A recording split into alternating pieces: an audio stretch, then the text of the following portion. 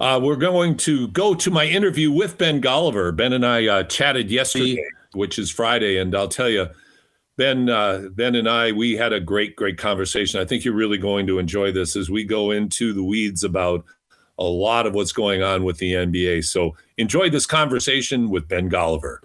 Welcome to Hoop City, the deep dive with my good friend Ben Golliver. He joins us again from sunny California. Ben, my background is not actually, I'm not courtside in some city street somewhere. I don't know if you can see my background of the hoop morning, but I thought I'm visiting down in Iowa, and I really don't have a background that I'm comfortable with in my mom's place, and plus mom's around. So I thought we'd go to the heart of what we're talking about, the love of the game of basketball. I love it. What part of Iowa are you in? Is it Caitlin Clark country or somewhere else? All of Iowa is Caitlin Clark country, and we all take ownership of Caitlin. She's from down by Des Moines. We're in Northeast Iowa, about 2.5 hours from where Caitlin grew up. And, and maybe we'll have time to touch on the WNBA today, but, because we all want to see Caitlin play again. But, man, oh, man, that's a group that just can't seem to get out of its own way right now. So, but we really have to start on the Eastern Conference, Ben, because, Eastern Conference is much more interesting than it's been for a long time. There's 10 teams over 500. Used to be like 5 or 6. The Charlotte Hornets are a revelation. And why don't we start with them? Of course, the play of Con Kneppel has been fantastic all year. The guy I think, continues not just to make believers, but to demonstrate how important being a great basketball player is in the NBA. Not just a great whatever, but he's the full package. But talk about the Hornets. This ain't the Hornets we're used to at all. What's taking place here? No, very well said. It looks like a whole brand new team, and it's not even the same Hornets team that started the season. I mean, they were one of the worst teams in the league for probably months to start this year, and they've just had this incredible turnaround. I see a couple of big developments, but I think most of them go back to coaching. When they hired Charles Lee, he was a former Celtics assistant. He first got there, the idea was he was going to bring over a lot of the Celtics philosophies. And the first year, it was like he brought all the bad stuff about the Celtics and none of the good stuff. So they're just shooting a million threes. They're getting up and down the court fast, but they're not really playing that hard defense, that togetherness that we know about the Celtics. They weren't really making the threes as well as the Celtics were. And it just felt like they were not as disciplined as the Celtics. It was very much freelance basketball, and LaMelo's just going to kind of try to put on a show every time. LaMelo Ball, it had been his team in Charlotte for pretty much his entire career because he's a top draft pick. He's very hyped. Everybody knows about him coming out of high school. And so he sort of did whatever he wanted. And that led to a lot of clashes with coaches over the years where he was even getting sit down at times in fourth quarters, not playing in crunch time because he wasn't playing defense. He wasn't really playing basketball the right way. Now, we've seen a different version of LaMelo Ball this year. It's like kind of the light went on for him where he gets off the ball much more quickly. They keep the ball moving. His usage rate is down. His shots are down. It's a much more team-oriented offense. The way I would say it is this is no longer LaMelo's team. This is everybody's team. A lot of people are empowered. Now, the benefit of that is you mentioned Con Kneppel. What an incredible draft pick for them. They actually took him higher than a lot of people expected if you go back to like the middle of that draft cycle. But he just kept rising up the boards, and they made it just an incredible pick there. And he's in the race for Rookie of the Year. He might win it if Cooper keeps having some injury issues because he is such a complete player offensively and defensively. Incredible three-point efficiency, so he has tons of gravity when he's out there, but also works hard defensively, very smart, good hands, good feet, all the stuff that you're looking for from a prospect. And then their other important player is Brandon Miller, and he was a good example of what happens if you try to be the Celtics and you take it too far. Last year, all Brandon Miller did was shoot three-pointers. Almost like 60% of his shots were threes. He was never getting to the free throw line. He was hardly taking any twos, not really doing a lot at the rim. And you're thinking this guy was the number 2 pick in the draft, an incredible athletic forward, big 6'9", 6'10" body. He should be in the dunk contest. He's got that kind of athleticism. And all he was doing was chucking threes last year. And they made the right adjustments there. Fewer threes from him, attack the basket a little bit more, get to the free throw line a little bit more. I think there's still more progress for him to show. I think he can be even better than he's looked this season, but he's been an optimized version. And so now you have your 3 best players all playing well. The Hornets are finally healthy, which has been a big problem for them in the past years, and their energy is contagious. Everybody's working hard. The other night they beat the Celtics in Boston, and to me the most impressive play of the night was LaMelo Ball, a guy who's never been known for his defense, never been known really as that team first type of guy. It's more about individualism. That's his reputation. The Hornets were up 20 points in the second quarter, and he went sprinting back in transition to deliver a hard foul on Jaylen Brown to prevent a dunk and make him or earn the points at the free throw line. That's great basketball, and that's what everybody wants to see from these young, star level players. And LaMelo Ball was doing it, so they have a lot to be excited about. And we can start, saying this could be a playoff team. I mean, they could keep climbing up into the top 6 seeds. They could win a series. I mean, this is a really good basketball team that's clicking on all cylinders right now. I love the way you encapsulated them. It is just that, a real good basketball team. That was a real good basketball team. We watched the other night absolutely take the Celtics apart. They were clearly the superior team that night. And it's not just one of those emotional nights where they're hitting everything. It was a better basketball team preventing the Celtics from doing what they wanted to do, as well as imposing their will on the offensive side. A couple of thoughts on their players. Number one, it's nice to see LaMelo Ball round into this form.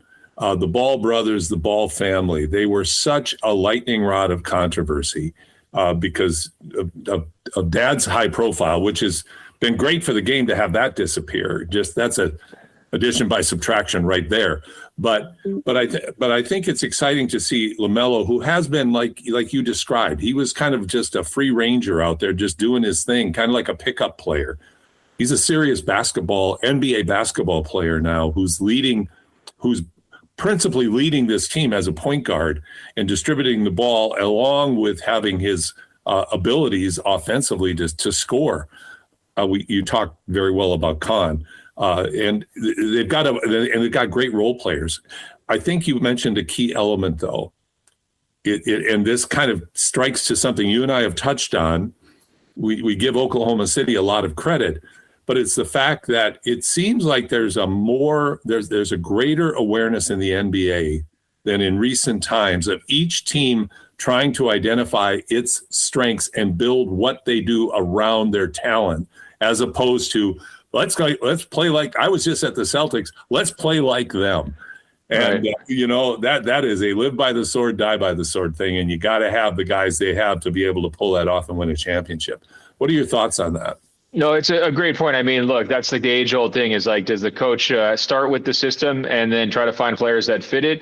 Or do you start with the players and then craft your system around the players? I think in the NBA, because it's so fluid, players change teams so much, there is a temptation for coaches to have a certain way they want to play.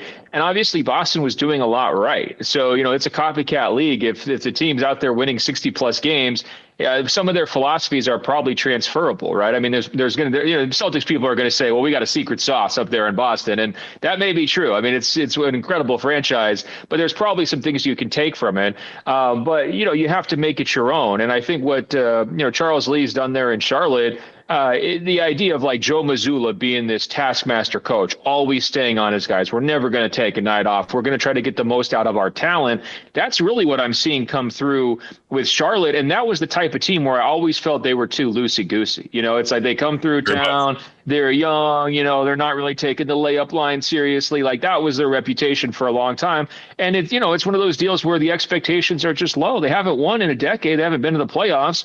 And so that starts to sink in, and guys are like, oh, well, we're just here kind of going through the motions. And Charles Lee said, no, we're not doing the motions thing anymore. We're out here to really play seriously. And I think that they did a nice job of collecting some guys around the edges who you're talking about, the role players who have that kind of spirit. You look at Diabate, the center. I mean, that guy is out there hungry for every single rebound, and he's moving around on defense, moving around on offense, and he's versatile enough where even though he's not a shooter, they can still play a spread 5 offense where he's out of the paint and he's just setting screens at the top of the key, diving in. And so everybody else has a lot of room to work. And so it's a nice fit. It's a little bit of a tweak on what Boston was doing because they had so many big guys who could shoot, like Horford and Porzingis, but it's still, it's their own twist on it. Kalkbrenner's the same deal, the other center in Charlotte, where he's not going to clog the paint, right? He is just and he'll crash the glass if you need him to, but he's going to be out of the way and creating room for everybody else, which is very helpful. Some of the other guys, Josh Green's always been a high energy guy. Kobe White's come over from Chicago at the trade deadline. He really feels like he's like got a second lease on life. He's playing for a team that actually has a shot, and he's really going for it, which is good to see too. And so, you add all these things up, and that's why they've got the momentum. I think the tricky part, though, is they are pretty small if you're talking about like inside. And so that could be the potential weak link here in this playoffs. But at the same time, you look at Indiana, and last year, Miles Turner didn't have the greatest postseason. He's that traditional center, but there was a lot of times where if he's not making shots, it feels like he's not really doing a ton to help. And so I think if you're a Hornets fan, you're just kind of hoping, can we use this late season momentum to make a real playoff run, just like the Pacers did last year? They've got the young legs like Indiana did. They move the ball like Indiana did. They shoot the 3-pointer like Indiana did. They play very aggressive defensively, or at least high energy. I think Indiana was probably more aggressive, but they're into guys on the defensive end, and so there's some parallels there, and we'll see. I mean, lightning doesn't always strike 2 years in a row, so you don't want to get their hopes too high up. But for the first time in a really long time, we can say Charlotte has a vision here for winning basketball and having a real identity. Well, and you used a key word that is not familiar with many Charlotte fans, and that's the word hope. Right. they have hope, and they're seeing that hope come to fruition. It's exciting to see. Every year, you want to see which team figures things out and why, and you don't know at the beginning of the season what ingredients are actually going to fit together. Kneppel, you mentioned Kalkbrenner. I think he's not a game changer, but what a valuable asset to have to come in. He protects the rim really well. He finishes around the rim well. Great addition to the team. So it's very cool. Now let's jump over to the Cavs real quickly. We don't have to spend much time on them, but once again, are you seeing the momentum continuing in a positive direction with the addition of James Harden? And now that they're getting a bit healthier, do you see the potential for them to be a real force or a in the mix of the conversation when the playoffs come in the Eastern Conference? Oh, no question they're going to be in the mix. I mean, they have a lot of talent. You just look at the names: James Harden, Donovan Mitchell, Evan Mobley, Jared Allen. Those are real names, and you look around the Eastern Conference, there's not that many teams who have that type of star power that would be healthy, out on the court currently. And then also, they don't have not a lot of teams that are spending as much as Cleveland either. I mean, they're paying for the price to be in this mix. And I think that's why use money's worth. That's what ownership was saying. And I think they actually did a really good job. So Harden comes in, and he obviously plays the same role that Darius Garland was going to play in terms of starting point guard, lead initiator, but he's bigger, stronger, more proven, and I just think overall a better player. So that's just a very clear upgrade. The other trade they did that didn't get as much attention is they sent out DeAndre Hunter. They brought in Keon Ellis and Dennis Schroeder. Now, Keon Ellis is a really interesting addition for them because he's that scrappy defensive guard who's going to kind of get after people and just, be physical, be annoying, and you need to press full court. He can do that. And now you have this combination of him and Jalen Tyson, who's a guy who they've been cultivating for a while. It gives them a level of grittiness that they didn't have in last year's playoffs. It felt like when that series against Indiana got away from them, it was because Indiana was going on like 22-0 runs. And you're looking around saying, are they ever going to get a stop, or is this just going to go on forever, right? And I don't think that's going to happen in this year's playoffs. They have a little bit of a different identity with those two guys, both being, physical perimeter defenders. And Schroeder, He's not the world's most physical guy, but he can also press full court. He could just be aggravating. It's just a little bit of a different feel. I just thought Cleveland was soft last year when they got to the playoffs, and they were just a little bit of a pushover. It was a beautiful team to watch in terms of how they scored the basketball last year. But when it came time to do the dirty work, they just really weren't ready to do it. I think they're more prepared to do it this year. My biggest hang up with them, it's a lot of new faces, right? I mean, they have a lot of these guys who just bounce from team to team to team. I mean, I mentioned Schroeder, but they also have Thomas Bryant. You just go down their roster. A lot of the new faces are guys who are sort of here today, gone tomorrow type of guys. You could even throw Harden into that mix because he's played for so many teams. So they're trying to bring a lot of these strangers together on a very short timeline, right? A lot of these guys came at the deadline. Now you're trying to go win in the playoffs. That usually doesn't work. You can bring in one guy and it could be transformative and you can go on a run, but often it's hard to get that chemistry and that cohesion together on a short timeline. So that's my biggest question for them. But I think they have to be feeling great about the trade deadline. I think they're looking right now as the biggest winners of the trade deadline with the moves they made. I'm talking with Ben Golliver. Ben and I are talking in depth about the Eastern Conference. And the final team that I'd really like to get your thoughts on is, of course, what could be happening tonight. We're recording on Friday, that a guy named Jason Tatum might be back in the Celtic lineup. A remarkable, just lightning fast recovery from an Achilles rupture last year, coming back into a team that has exceeded expectations this year. I think we as well as the Celtics have played, as good as they are, it's still hard to see this lineup going deep into the playoffs in a 7-game series, I think. But the addition of Tatum, exciting on one hand. I don't know if the right word's concerning, Ben, but it's a question mark. Is this still Jaylen Brown's team? Is Tatum willing to come back and fit in around what they've done this year? How will the coaching staff handle Jason Tatum? What are your thoughts on that? I don't have a sense for who Tatum really is. Like, he says and does the right things. Seems like a real good, solid guy. But when you get in the locker room and on the court behind the scenes, you don't know what you don't know. But what are your thoughts? What does this mean to the Boston Celtics? Well, I mean, it's a huge emotional lift for them because, he is their biggest star. He's the fan favorite. And so I'm sure it's going to be in a raucous atmosphere. I mean, he's going to get some crazy, crazy cheers when he gets out there. I'll be honest, I'm a little bit nervous. I mean, 10 months to me feels fast. Not the doctor, not involved in his recovery. But I am just bracing, I'm just hoping for the best. I'll put it that way. Kevin Durant took 18 months. That felt like the smartest decision anybody ever made. Look at how much high-level basketball he's played after such a long time off after he tore his Achilles. I get that Tatum is younger, and so, he's just itching to get back. And, I just really hope the decision works out well for everybody because he's a really important player in the NBA, not only just for the Celtics, but for the entire league, one of the faces of the league.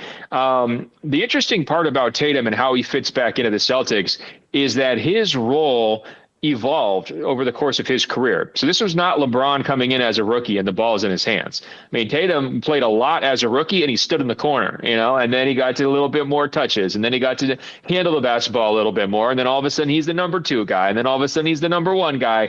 And now he's the guy who can kind of do whatever he wants and everyone fits around him. It was a very gradual evolution. So he actually personally knows every single role they could possibly ask him to play, right? Because he's done it actually in the NBA. Now it's hard to go back to what you were doing previously. Once, it's like the whole thing. Once you sit in first class, you never want to go back to coach. That's true. I mean, everybody could relate to that. But he has done those other things, which a lot of stars haven't done. This is not LeBron after 20 years of having the ball saying, wait a minute, Luke is the guy now. What do I do? I'm lost. It shouldn't be the case. It doesn't mean it's going to go perfectly, but I have faith that, it's going to go smoother than most people think. This is a really good team without him, and so I think for Jason, I think the mentality really is don't screw things up, go in with a light touch and then just build up as you go. And I think that could be really, really helpful for them. I do know he has a close relationship with the coaching staff, especially Mazzulla. And of course, he's played with Brown forever. And those guys have, it's been a decade now, basically. And so I think you throw those relationships into the mix, and I'm pretty optimistic it's going to work out okay. that some people who are hopeful that the recovery time was enough would be Adrian Peterson with the Vikings. Ruptured his Achilles, and I think it was 6 months later, and he had a record season. So, and of course, we're talking about people that just aren't wired the same way. Like they're just different.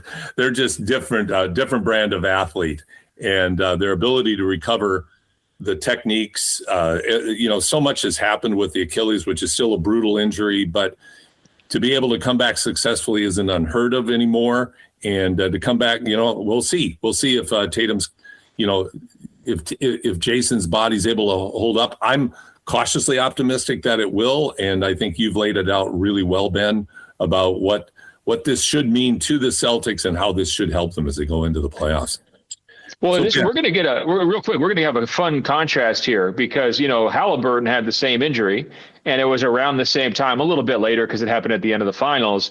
Yes. They took the cautious approach, right? So they just shut him down for the whole season. We're not going to be able to compare it until Halliburton's back, but it's also one of those things where 2 years from now, 3 years from now, 4 years from now, we can see which of these guys is progressing. Is there any difference? Are they both back to normal, which would be the dream scenario? If that's the case, that would probably help ease my concerns. But you go down the list of guys who have had Achilles injuries in the NBA, and of course, this is going back in some cases to the 80s and 90s, and it's a career-altering injury. It has been in a lot of cases. It doesn't have to be. Like you said, there's been a lot of progress, and Kevin Durant's a shining example that you can come back from this thing. But I do think the fact that these two teams have played it differently, Boston and Indiana, it's going to give analysts like us, something to be tracking here over these next couple of years. Who did it better? Who's back up to speed? And we're going to be able to ask those questions. Well, and in Indiana's case, they have nothing to play for. So Halliburton coming back, like that's a big why. Why in the world would you risk that to come back to a season that a lot of advantages to the amount of L's they have in the column right now in terms of what it looks like when the draft comes around. So it'll be interesting. It'll be real interesting to see. I'm excited. I feel for anybody who's had an Achilles injury. I've had it, and it's miserable. And to see a guy work that hard, come back this quickly, and if he's able to meaningfully contribute and help this team, which has just been fantastic and exceeded expectations at the level that they have this year, it's exciting to see. Ben, let's jump over to the West. Thunder have stabilized what people thought might be a little bit of a wavering in terms of their ability to be seriously considered as the team that is heavily favored to repeat again this year. They're 8-2 in their last 10. SGA is back. He's playing like SGA did. Real nice, real fun game to watch the other night against the Knicks. Mike Brown afterwards was pretty salty. Adding to the choir that has grown about SGA's ability to bait the officials into making calls. Nobody does it better. But bottom line is, they're still not 100% healthy, but the Thunder are playing really well. And it's not all the same names as last year. Yeah, with Jalen Williams out. The other guys, like we've talked about often, and a lot of people have pointed out, this is a great young team with incredible depth of talent, and they have been awfully tough to deal with. Well, I think, they are a sleeping giant, even though they're the number one seed, because they would be so much better if they had anything close to normal health this season. I thought they have survived the Jalen Williams stuff incredibly well. They had Hartenstein out for a long time. He's crucial to their wins, losses. They survived that very well. I thought Shea goes out, sort of like with Joker going down with Denver. I thought both teams were really going to show it in the standings without their main guys. They survived Shea's absence quite well, and it was so great to see him back on the court this week playing high-level basketball. I guess it was maybe last week when they were playing the Nuggets, and it was just a fantastic game where it got real chippy because of Lou Dort. But, great moments from Shea, great moments from Joker. It's not the perfect MVP showdown because they play such different positions and different styles, but you're really seeing great stuff from both those guys. And it was really nice to see Shea back. What's so impressive about Oklahoma City, their ability to mix and match the lineups throughout all these injuries, right? It's like they have different guys who can plug in. A.J. Mitchell was looking like a really key player earlier in the season. Well, maybe he misses time. Well, now Cason Wallace gets the opportunity to step up and do a little bit more. Just their fluidity in terms of being able to, redefine who they are on the fly it's incredible. It's honestly, it's a reason why Mark Daigneault should get mentioned in the Coach of the Year conversation again. He's not going to win it this year. There's a lot of good candidates and people higher than him on the, most people's ballots, but he does a great job in terms of always putting out 5-man lineups that make sense and that, support each other and fit together well. Of course, it starts with the defense. I mean, that's their bread and butter. And if you always play elite defense, you're always going to have a chance, right? And that's sort of been their mantra. I think that they should still be viewed as the championship favorite. This is a wide open race. We're talking about all these different teams in the Eastern Conference who maybe have a shot to get in, whether it's Boston, Cleveland, New York, Detroit, of course, the number 1 seed over there. And there's been some interesting challengers in the West as well. San Antonio, Denver, Minnesota, the list goes on. So right there, it's almost 10 teams who have a chance at the championship. And that was Adam Silver's vision. We want to have a parity league where everybody's got a shot. But even with all of that being said, Oklahoma City looks like the best team in the league, even though they've been playing with like 75% of their guys healthy. If they can get healthy before the playoffs, right? If they can work Jalen Williams back in, if some of these other guys could just, maintain their health, they have a talent, experience, and cohesion advantage over everybody, right? So I think they still deserve to be viewed as the favorites, even though they're not really getting as much hype right now as they did at the start of the season when they started 24-1 and everybody thought, oh my God, 74 wins, here they come, right? Yep, absolutely. I do want to mention, and not dwell, but I do want to mention the Lou Dort foul on Jokic, where Jokic, now is the viral social media viral clips of Jokic really, really losing it. I thought, you know what, Ben? I thought the Joker's response was spot on. That had all the makings of an intent to injure. And it was, you never know because you're not there, but to the eye test said that was intent to injure. That was a dirty play, intentionally done, maybe not to injure per se, but it was so uncalled for and so out of the realm of reasonable. And I don't think the NBA, to be honest, I don't think they took it seriously enough. I thought that was, and I think that, to me, that was the straw that broke the camel's back with Joker. Because the guy gets pounded on all the time, by everybody. And a lot of people, I was listening to Sam Mitchell the other day, and he made the great point. Big guys, he was talking about Caruso guarding Joker last year and how when you get underneath and into their knees, underneath, that's tough to play against. And that's a foul. And the officials don't call that. Now, though, this is an open court intentional move. But I feel for Joker and I feel for all the big guys, and I'm glad in one sense that the spotlight's is shining on this, because I think it is a real problem. It's like Connor McDavid for the Oilers. The only way you can stop him is by clutching and grabbing him, because otherwise he's gonna just blow by you. So guys with lesser talent are able to handcuff other people through what I consider to be really questionable styles of play that can not just hurt the player, but that are clearly fouls. That's my tirade for the day. I hear a lot of what you're saying. My dad was a center in high school, and he used to give me the same speech about, hey, there's a burden of being a big man, right? Where your size counts against you in the referee's eyes, and they decide they can't call every single foul, and maybe it's not fair because you're taller, so they let the little guys get away with it. But God forbid a big guy ever puts his hand on somebody, then immediately the whistle blows, right? So that's age-old basketball stuff. It definitely applies here when you have a big guy who's as skilled as Joker, because as you're saying, well, if you don't rough him up a little bit, he's going to have a triple-double and you lose. So you better try something, right? You got to try something. Yep. The Dort thing, though, as you're pointing out, that it was not a basketball play. It was cheap. And when you look at Dort's reaction, I mean, he looks like a bank robber who gets caught with the dye packs on his hand. It's like, he's red-handed. So, he's trying to play it off like, what, me? But, he knew. And ultimately, he did come out and acknowledge, hey, I crossed the line. I shouldn't have done that, which I thought was appropriate.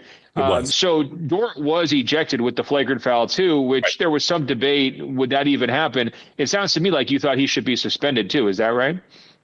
I think he should have had 3 games. Wow. I think he should. I think a message should have been sent that you just can't do anything like this. And you can't allow that to enter into the game, because we all know there's a lot of stuff that happens off ball. But I just think that when something's like that, and here you got a guy in you can't necessarily bring special circumstances into a decision like that.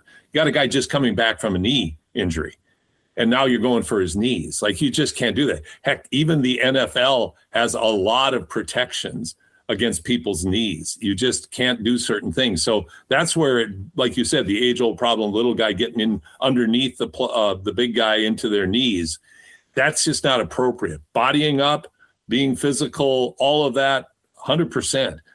But the way you defend the big guy when you're a small guy with a disadvantage, that isn't appropriate. I think they let it go too far. And of course, with Dort, I just think that signal needs to be stronger. You just can't have that enter into the game. Especially with injuries, like we talked so much, Ben, sorry, just so much about injuries in the game. And now you got somebody clearly trying to injure somebody, intentional or not. Do something about it and send the signal you want this to stop, because you sure as heck don't need that to add to the injury problems. Well, very well said. I think during the game, it's hard to ask the referees to take into account, oh, well, do they have to know which knee Joker's been injured and so forth? And they reached the right decision. But I think what you're saying is, when the NBA does the review of the play and they're trying to decide, the league office, should there be a suspension, I think it's appropriate to take into account whether somebody's targeting a body part that's recently been injured. All that information is public. People are gambling on players' health. I mean, Absolutely. the injury status part has become formalized in the NBA to a great degree. And so, I would actually say that should be, considered as they're weighing possible suspensions or that kind of stuff, because it adds a level of, maliciousness that you don't want. And again, it's just a non-basketball part, and hopefully it's pretty quick to stamp that out.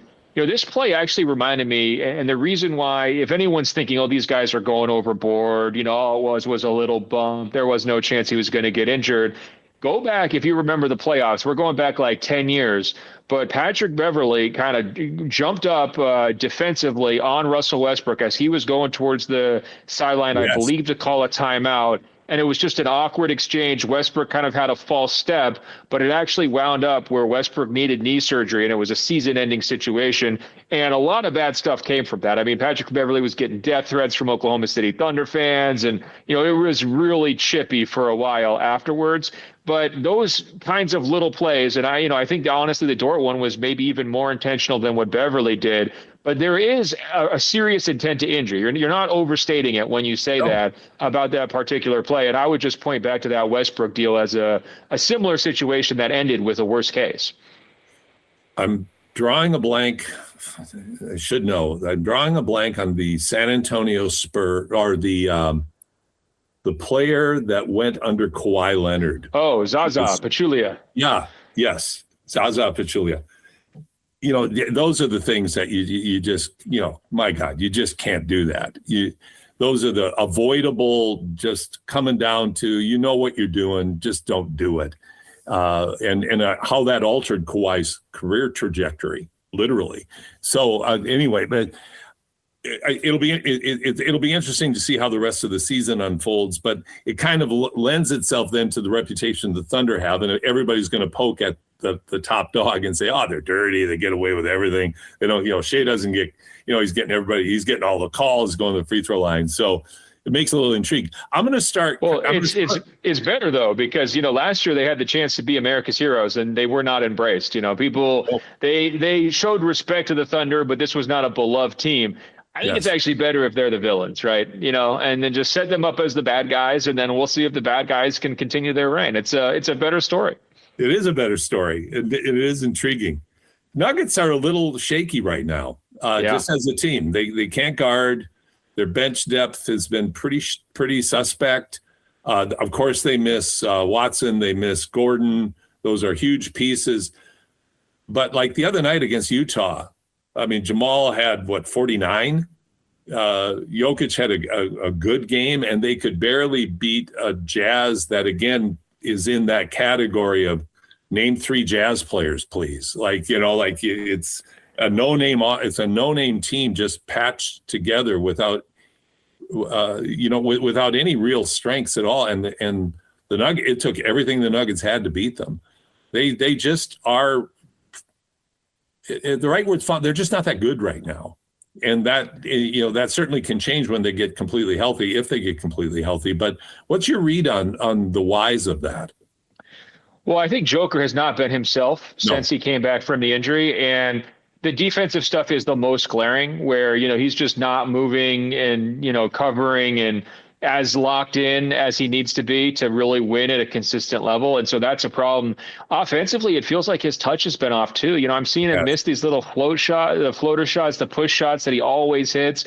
I'm seeing him miss some 3-point shots badly, and he's become a great 3-point shooter during this MVP run. And so maybe you call it rust, I'm not sure exactly, but he also came back from that knee injury pretty quickly, and his timeline of coming back allowed him to stay in the MVP race. So it becomes one of those things. It was like, well, if there was no 65 game minimum to be eligible for awards, maybe he would have taken another 2 weeks or another 3 weeks to make sure he was completely healthy, because he just didn't really look ready to go when he's come back. And it's astonishing. They're playing worse basketball wins-loss wise with him back than they did when he was out. So that's never been the case. It's always been, if Joker's on the court, you win 70% of your games basically in Denver, right? And so it's kind of this bizarro world. But you hit on it. They need Aaron Gordon. They need Peyton Watson, right? They just have to have those guys. Otherwise, they don't have enough. And really what's been challenging for Denver is they've had enough injury issues this season where they've been forced to run up the minutes of their key guys. Right. And I just think they're also exhausted and running out of gas. They're not old, right? Joker's still kind of in his prime. Murray's in his prime age-wise, late 20s, right? Early 30s for those two guys. However, this is a young league now, and it's exhausting. Everybody plays so fast. Everybody plays so hard night in and night out. You've been fighting for playoff positioning every single night now since October, basically, because it's such a dogfight in the West.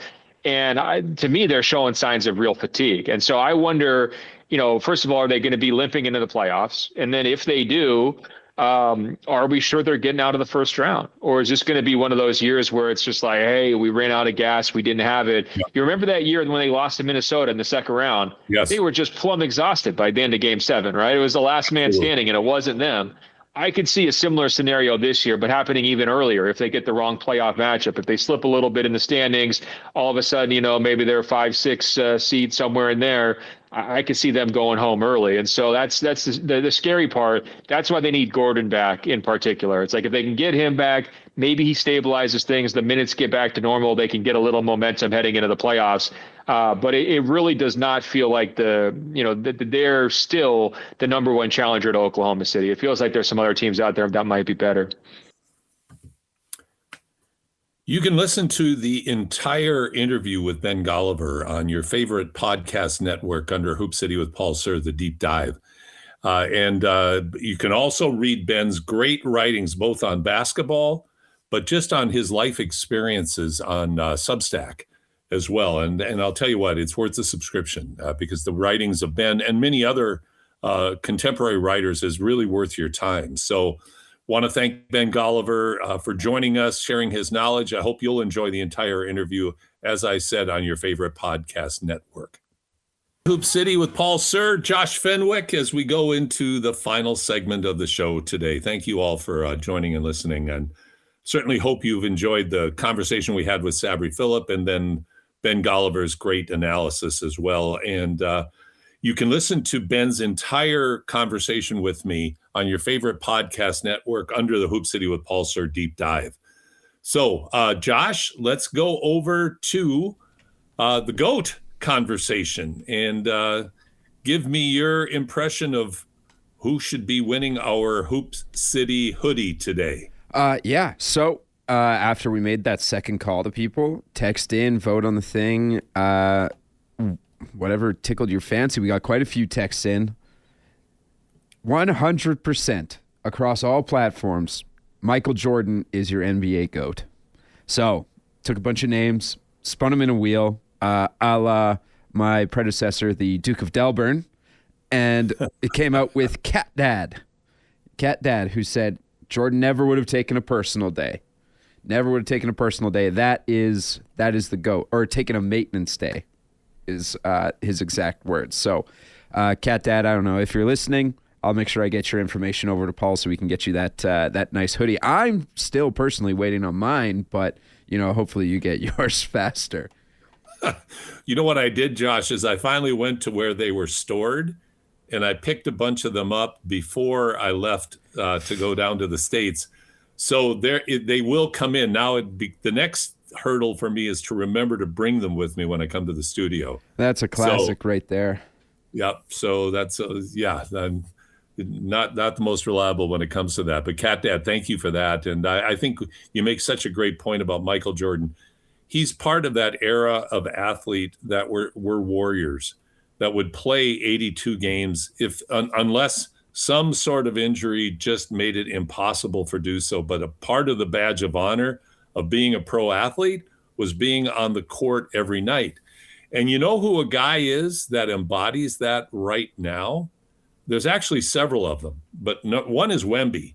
Even though Wemby has had injuries, he wants to play every night. He does not want to buy into load management. But another guy is Harrison Barnes, who also plays for the Spurs. And Harrison Barnes has been an Iron Man throughout his career, has missed very, very few games, has several 82-game seasons. And I still love the stat, Josh, more than any, of Wilt Chamberlain in 1962 playing all 82 games, and his average minutes per game were 48.5. He played 0.5 minutes more because of the overtimes they had, and he was on the court every minute of every game for 82 games plus overtime. It's just an unthinkable statistic. You'd never ever see that again. It's truly ridiculous. Did you know last season Harrison Barnes was the only player to play 82 games? I certainly think so. I'm not surprised at that at all. Stockton was an Iron Man. He had several 82-game seasons. There are some guys that just played, but I think it's intent, where I think a lot of athletes have bought into the load management strategy and taking games off and maintenance nights.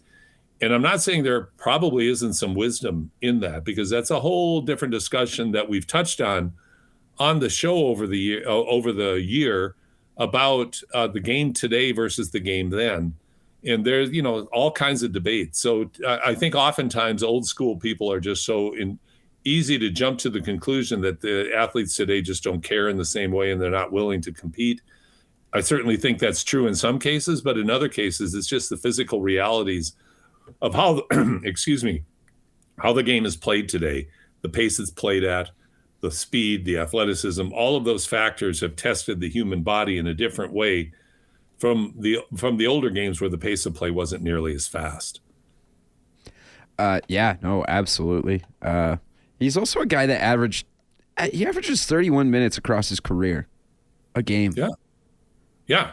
It's not like he's a 4-minute a game guy playing 82 games, getting in for garbage time. The guy has been a starter pretty much his whole life, or a sixth man. He's kind of slipped into that role now with the Spurs as they continue their path of developing their outstanding young talent. But yeah, you're right. He puts in a lot of minutes, but he takes care of his body, takes care of his mind, and he makes it a badge of honor to be that kind of Iron Man. Want to take care of some business here. First, want to give a promotion out to the Shooting Stars All-Star Game, March 27th and 28th. This is for girls across the province. It's a great opportunity for girls to play in an all-star environment. It's both 3x3 and 5-on-5. Brian Utley and his crew have been doing it for well over 35 years. Go to albertashootingstars.com. Again, albertashootingstars.com to register for this outstanding opportunity to be recognized for your efforts throughout the season.